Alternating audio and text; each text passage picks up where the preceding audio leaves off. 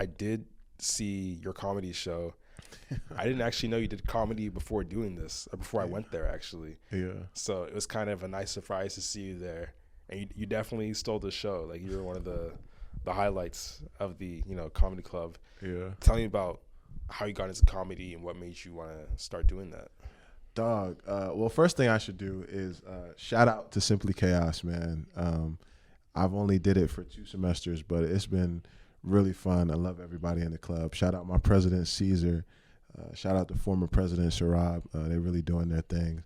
But for me, I've always loved stand-up. Like, when I was in middle school, that was right around the time when Kevin Hart took over Netflix. I don't know if cats remember, but like the Seriously Funny, when that was still on Netflix, and I think the one that went viral was the one where he's talking to his teacher.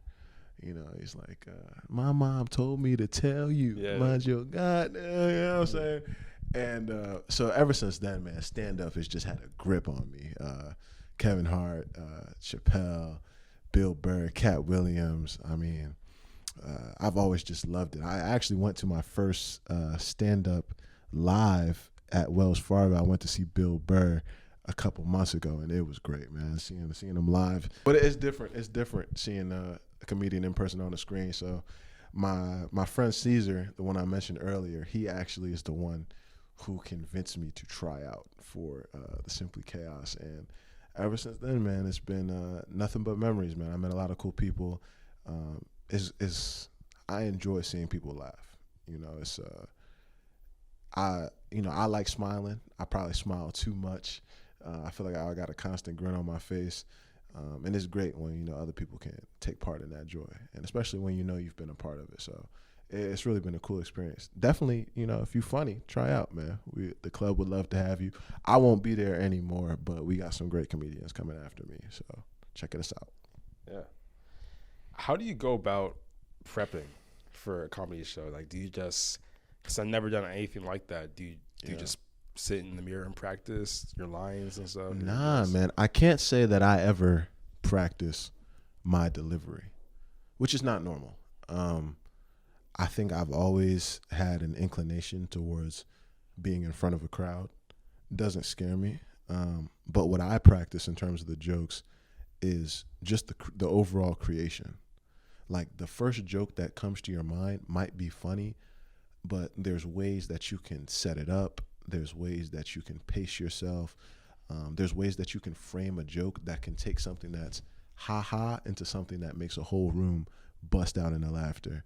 And that's the stuff that you get from, like, labbing with other comedians, telling your jokes to people, seeing how things land when you switch up your timing, when you switch up your tone of voice.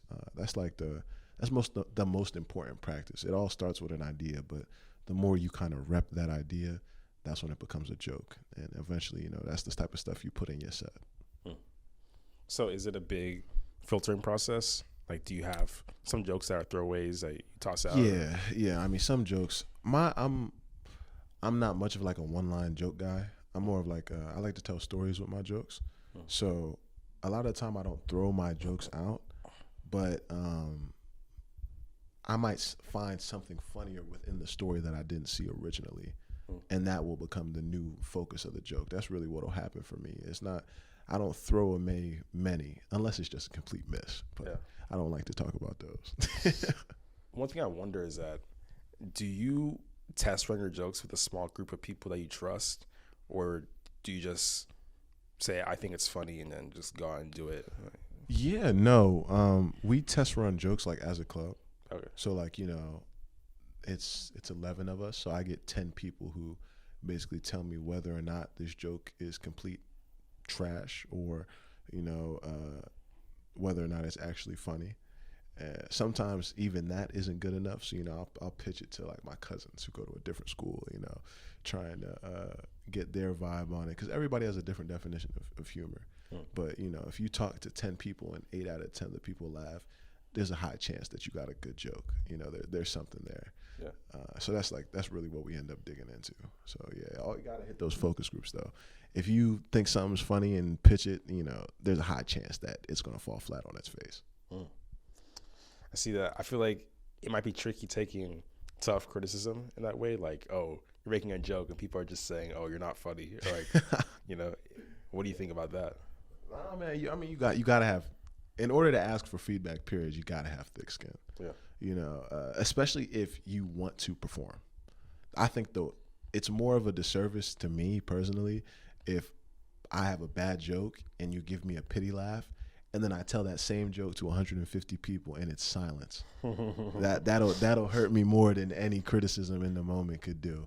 Yeah. So I really appreciate that harsh criticism, I think. But to do something like comedy, you got to enjoy that. You got to enjoy taking the criticism. You got to enjoy telling you like, yeah, this really ain't it, man. But you'll be better for it than that. So I'll definitely be popping out to all the shows. You guys have one per semester, right? Good. Yeah, we have one per semester, fall and spring. Yeah. It's a good time. Yeah. I tried to make it my junior fall, but I was busy every day. You had a show. It's all good, bro. Yeah. It's all good. But yeah. I think, was it 2 weeks ago or something? Like 2-3 weeks ago? Dude, I don't know. These last 2 weeks have felt like 2 months, bro. It's been it's been an uphill battle, dog.